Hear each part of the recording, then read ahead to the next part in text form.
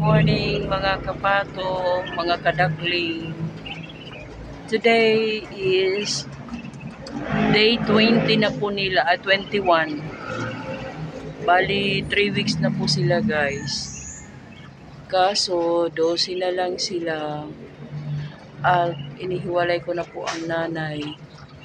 Grabe itong mababait guys, kagabi.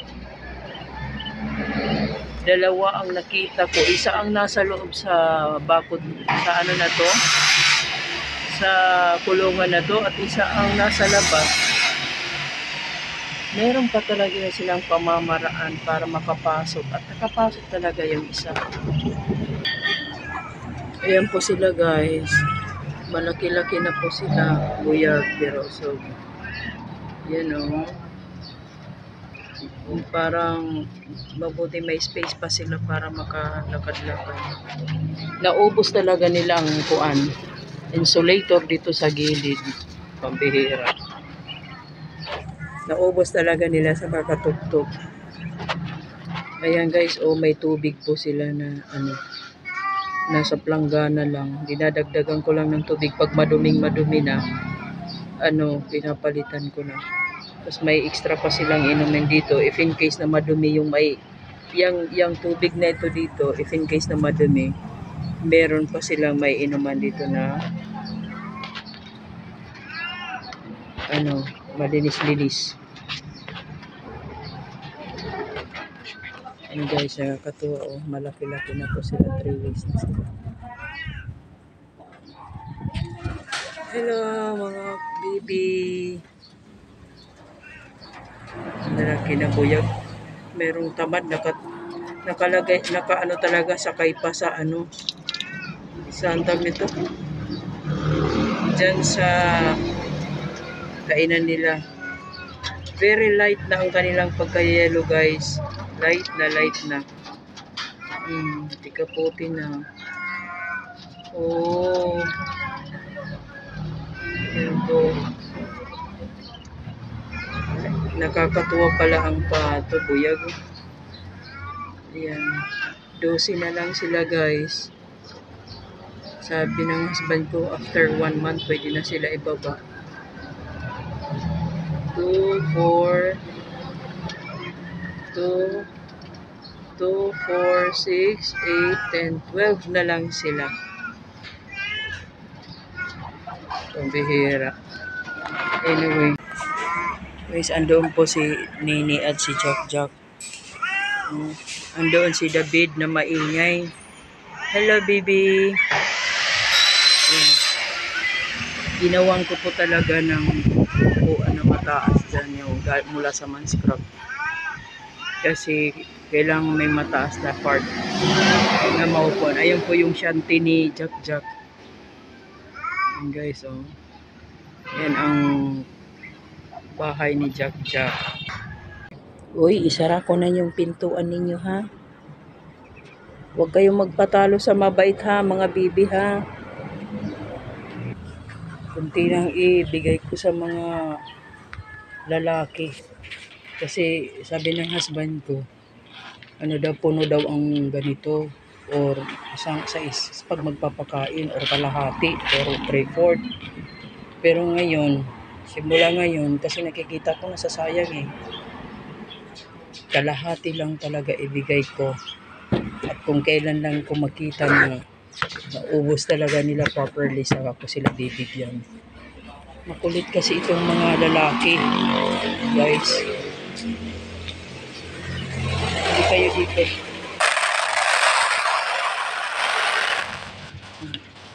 Minsan nagkakalat guys hanggang doon. Kaya parang hindi pa sila interesado. Kaloka. Siguro busog sila. Parang hindi pa sila interesado. Ano, ayaw niyong kumain? Uy, lumabas si Prissy, oh. Ay, si Pretty. Hi, Pretty. Ito si Pretty yung doon po sa ano, sa ilalim ng kulungan. Pagkadumi-dumi niya, kawawa naman. Kumain ka, Pretty. Damihan mo para malakas ang katawan. Itong mga kuwan, mga big ducks talaga itong malalaki. Ayan si Presi, ay si Preska, lakad-lakad na lang siya. Dalaga siya uli. Ayun guys, so sa ilalim. Yan o. Ito si Pretty. Paano po guys nalaman na si Pretty? Kasi wala po siyang itim sa ulo. Ito si Bibo ng pinakamalabad, ay si Bonbon, ayun o. Malabad. Pinakasiga. Ito naman, ito oh, si Kuan, Bibon. Itong banda rito sa kanan. At yung isa naman si Devon. Maliit lang kasi ang itim niya sa ulo. Yun ang identification ko sa kanila guys. Kasi Devon medyo marami-rami pa. Saka mas malinis si Devon kaysa kay Bibon. Yan yung nasa kanan guys, sa kaliwa. Mas malinis siya. Parang mas maarte siya kaysa kay Bibon. Kasi Bibon masyadong ito yata yung ginaaway niya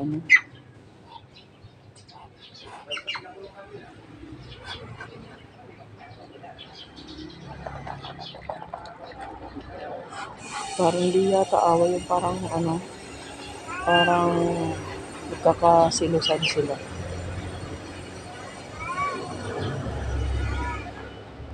Paano, iwanan ko muna kayo. Dibon, iwanan muna kayo. Bye. Ito David. Ito po si David, tinali ko kasi po madudumihan siya. Nandito po kami sa labas at nagtatatakbo po. Ang hirap hulihin. Nasanay siya sa bahay nga free as a bird. Kaya gusto niya makakita dito sa labas ng mga Kaya tinulong ko muna guys. At ito sa naman si Nini guys, tinali ko rin muna pansamantala. Pati si Jagjag kasi ginregla na si Nini. Ginregla na siya. Prone na siya mabuntis. Ito naman si Jagjag, nakakuhan din. May sakit po siya guys. Yung kanyang tuwit na bukol. Hinihingan ako ng almost 72,000 ba yun? Somewhat ganun para sa kanyang operasyon. So sabi ko sige sa kanan pag mayroon akong mababait naman itong mga alaga ko guys. Natatakot lang ako dumami kasi walang ibang mag-aalaga sa kanila.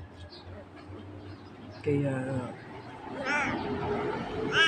maximum i-share ko rin po pala sa inyo guys yung aking ibang mga alaga. Ayan guys. Yan si Mimi. Dapo lang dito yan pero dito sa akin madalas. Tapos ayun si yung dapo rin yun, yung puting na yun. Inangkin na lang niya. Kasi nasa kalsada, pakalat-kalat. Ay, malabo, sorry. Tapos ayun po yung si Monica, yung dalawang magkatabi niyo guys. Si Monica, yan ang oldest cat ko na babae. Na kuan po siya, hindi na po siya nag-undergone po siya ng tubal ligation. Tapos yung isang katabi niya si Rinrin, yung na-feature ko before. Ito naman si Denise. Ito yung itong black, napakabait niya guys. Dumapo lang din yan sa bahay. Pero itong dalawa, mga alaga ko talaga yan sila. Pati ayun si Rinrin guys, malayo. Ay si Junjun. Junjun! Apo yun guys, si Felina. Si Junjun. Pag tinawag ko ang isa, lahat sila gagalaw. Tapos ito na. Tapos pala, by the way, meron po akong i-share sa inyo. Merong kuting na nakapasok sa bahay namin doon na dalawa. Actually, una, 3 colors. Tapos ngayon guys, ginawang ko sila ng karton. Ito, oh. Tapos tinalian ko na lang. Ganyan. Paikot po siya, guys. Oh. Lamisa po siya. Lamisa siya. Ginawan ko ng paikot. Ganyan. Magulo lang. Pasensya na po. Ayan, oh. Kinabiran ko kasi pakalat-kalat sila sa kalsada, guys. Itong maipit. Masagasan, matitiris sila. Kaya ginawa ko, marunong na kasi itong lumabas, itong isa. Yung ginawa ko, nilagay ko sila sa kulungan at naka-open lang sila. Naka-open lang ang kulungan, guys. Bukas. Ilagyan ko ng tela. Hello, tulog sila, guys. Tulog. Hmm? Lagyan ko ng karton. Yan, medyo malawak naman ang space sa loob.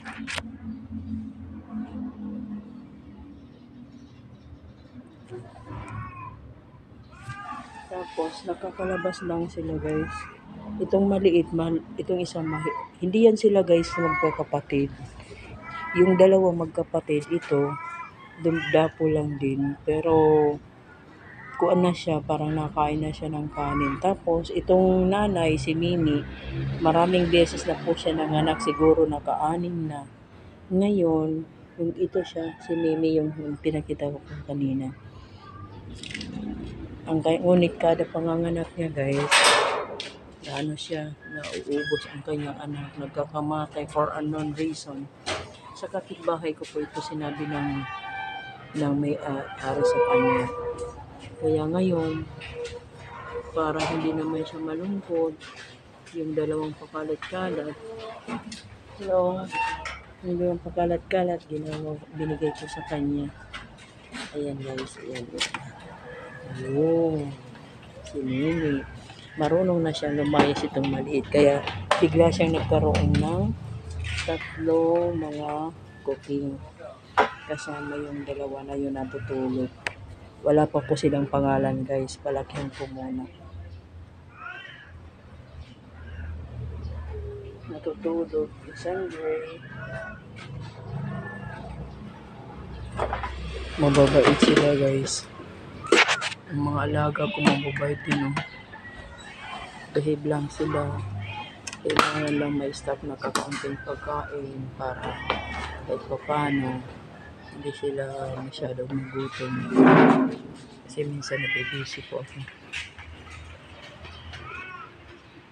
Lagi ang paa ko. Anyway. Minsan nakakapagod, guys, talaga mag-alaga. Di ko naman, actually ito po silang walang mga hindi nakakulong. Ang ganyan lang siya. Dito lang sila sa anytime pwede po silang lumabas sa bahay. Ayan po, guys, yung mga kapitbahay ko. Tapos, sa gitna niyan, kalsada na. Minsan nalagpas po sila sa bakod na yan. Kasi dyan na silong sa gate na yan. Lalo na itong maliit. Umigit na pa talaga siya ng kalsada. Kaya sinecure ko. Simula nung dinala na siya dito sa loob.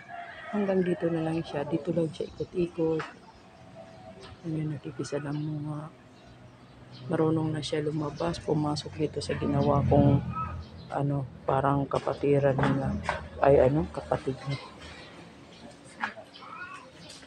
Sige, guys. Yan lamang po for this day. Ngayon? April 2. Day 21 ng mga sisi. Kaya 3 weeks na po sila. Thank you, guys, for watching. Bye.